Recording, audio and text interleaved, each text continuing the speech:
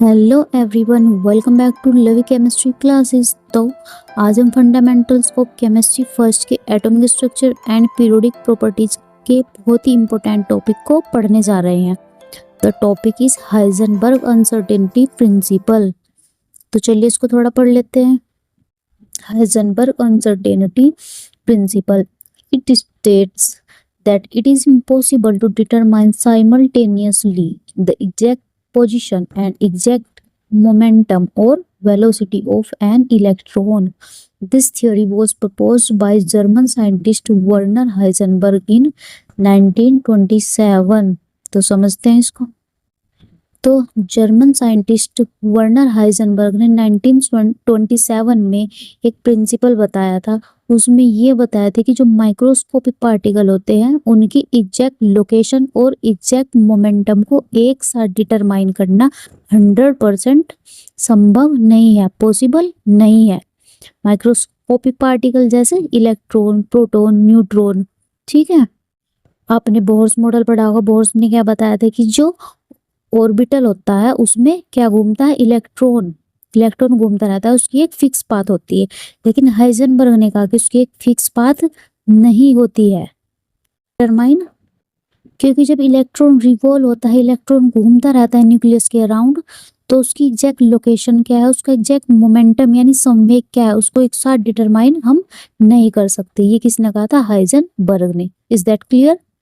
चूंकि क्या होता है कि इलेक्ट्रॉन होगा वो बहुत छोटा और हल्का होता है, लाइट होता है। जैसे उस पर फोटोन उससे टकराता है, क्या होता है, the moment the photon hits it, electron की स्पीड और डायरेक्शन क्या है, पूरी तरह से बदल जाती है।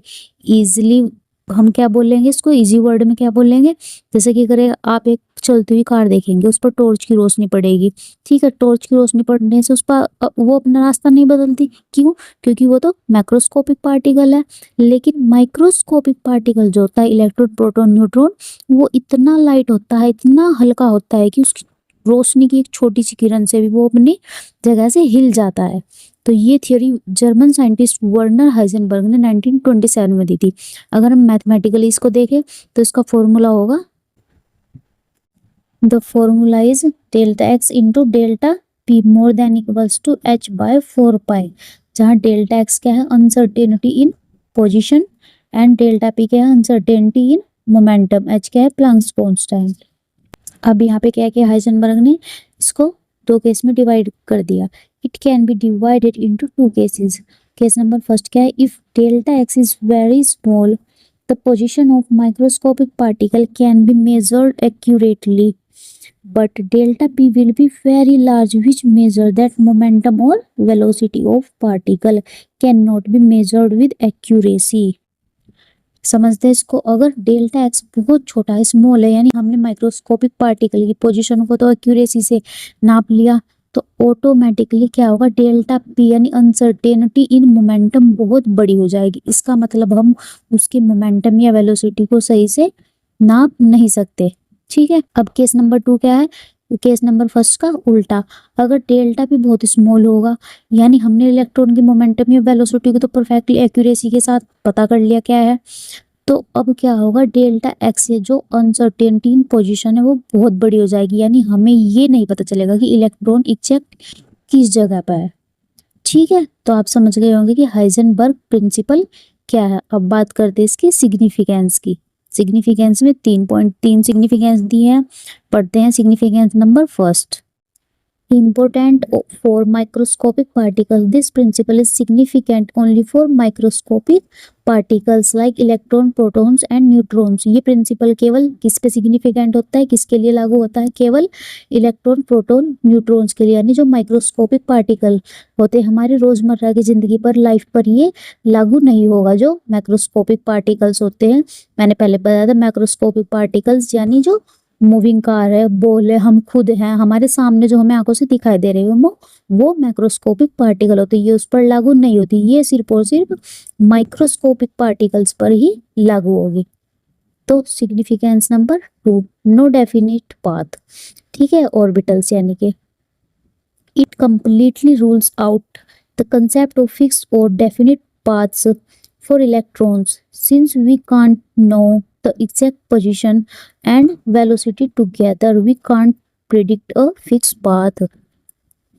सेकंड सिग्निफिकेंस क्या बताता है कि ये प्रिंसिपल बोहर्स की उस पुरानी आइडिया को पूरी तरह से गलत साबित कर देता है जिसमें उन्होंने कहा था कि इलेक्ट्रॉन न्यूक्लियस के चारों तरफ फिक्स पाथ में क्या होता है, रिवॉल्व होता है, घूमता रहता है। हाइजेनबर्ग ने कहा कि जब हम इलेक्ट्रॉन की सही जगह, सही पोजीशन या स्पीड यानी वेलोसिटी को एक साथ डिटरमाइन कर ही नहीं सकते तो हम पहले से कैसे अंदाजा लगा सकते हैं कि वो इसी रास्ते पर आगे बढ़ेगा। इसलिए इलेक्ट्रॉन का कोई फिक्स रास्ता या ऑर्बिट नहीं होती है।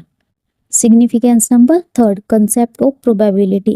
Instead of definite orbitals, this principle gave rise to concept of probability, यानी कि finding the chance of an electron in a particular region, which we call an orbital.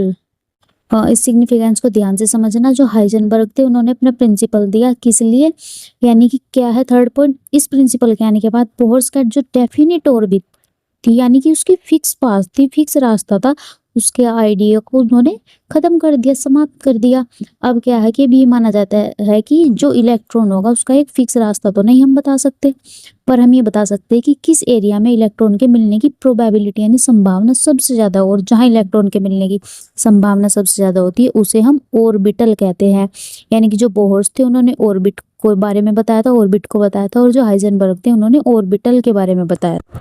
इसको इजी लैंग्वेज में easy example से समझते। जैसे आपका कोई friend है, आप 100% गारंटी से नहीं बता सकते कि वो इस वक्त मार्केट में किस शॉप पर है, यानी कि आपको ये तो पता है कि वो अक्सर शाम को इवनिंग में मार्केट जाता है, लेकिन ये नहीं पता कि वो एग्जैक्ट किस शॉप पे होगा। तो मार्केट क्या है, उसके मिलने की प्रोबेबिलिटी जोन है, यानी ऑर्बिटल बन गया है। ठीक वैसे ही न्यूक्लियस के चारों तरफ इलेक्ट्रॉन का रास्ता फिक्स नहीं है, बस उसके मिलने की संभावना यानी प्रोबेबिलिटी होती है, जैसे आपके दोस्त के मिलने की प्रोबेबिलिटी होगी।